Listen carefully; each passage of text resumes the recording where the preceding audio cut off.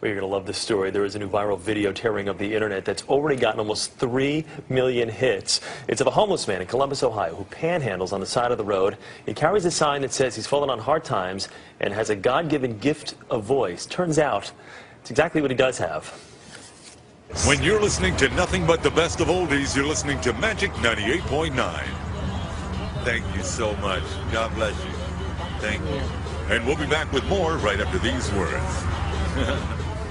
And that man's name is Ted Williams, and he joins us exclusively here on the Early Show this morning. Ted, good morning. How are you? I'm fine, thank you, and good morning to you too, sir. I just want to hear you talk. Ted, just read something, would you? It's, first of all, congratulations. And let me just ask you right off the bat, what's it like to go from being homeless and on the side of the road with a sign in your hand to now overnight you are this sensation and people can't get enough of you right now?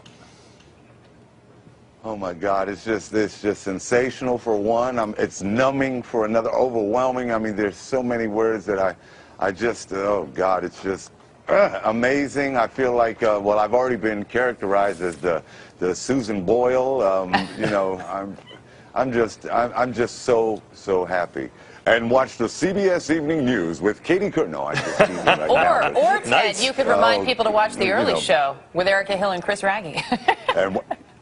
Give it a shot. Go ahead. I would love to be able to watch the early morning show on CBS with Erica and Chris, or Chris and Erica.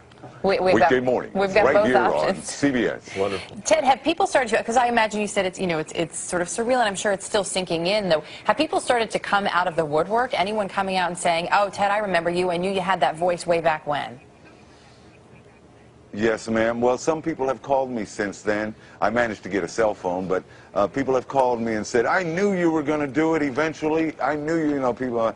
My mom is just really, I'm going to be going to New York hopefully this afternoon, and please, I apologize if I'm getting a little emotional. I haven't seen my mom in a great deal of time since then, but she doesn't believe it. She's 92 and she lives in Brooklyn, and I was born and raised in Brooklyn in the Bedford-Stuyvesant area, right in around Bergen and Buffalo, Atlantic Avenue, Flatbush, and you know that area.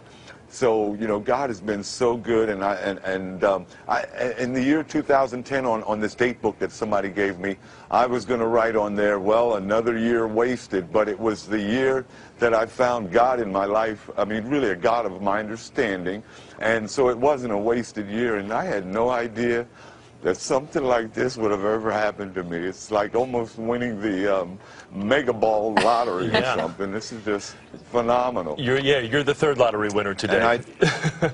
Let me ask you this, Ted. You got your career got derailed through drugs and alcohol. You talked of that, and now you've been sober for what, 2 years now? Is that correct?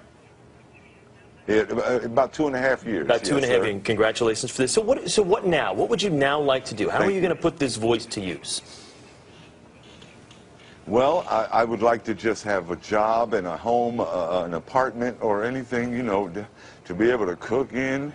I'd like to, you know, just get my life in a responsible area of a 53-year-old man, a tax-paying citizen, and try to put some of my bad memories and everything. Well, I'm not going to forget where I came from, but I just want to put some of that on the back burner and continue with my life, whatever is left to live, and hopefully, like I said, I was holding that sign with the hopes or the wishful thinking that somebody was going to ride by and say, hey man, you know, I got an internet radio station that could possibly use some production work or something. Well, clearly everything happens for a reason. There's a reason that you were there and that someone did drive by. You mentioned your mom and that you're headed here to New York. Your mom is 92, and this hasn't quite sunk in for her. You haven't seen her in a while. I imagine for her this is really a dream come true too. Was she worried that maybe you wouldn't be able to pull out of that low place where you had been? You know, one of my biggest prayers that I sent out was that she would live long enough for me to see me, you know, rebound or whatever.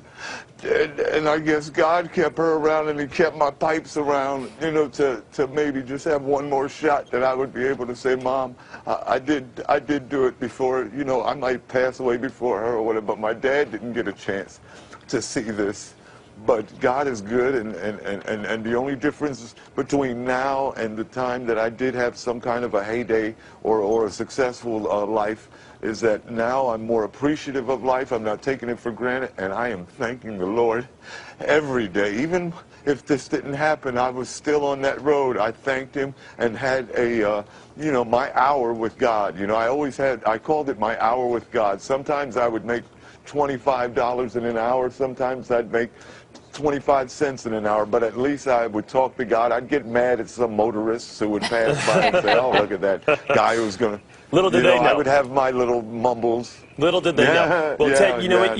You've put us in great spirits today. Before we let you go, real quickly, say, now batting for the Boston Red Sox, number 9, Ted Williams. Now batting for the Boston Red Sox, number 9, Ted Williams. Ted, congratulations to you on your success. Good to talk with you, okay? Go get him, all right, buddy? Thank all right, that you was Ted so Williams. much. Yes, sir.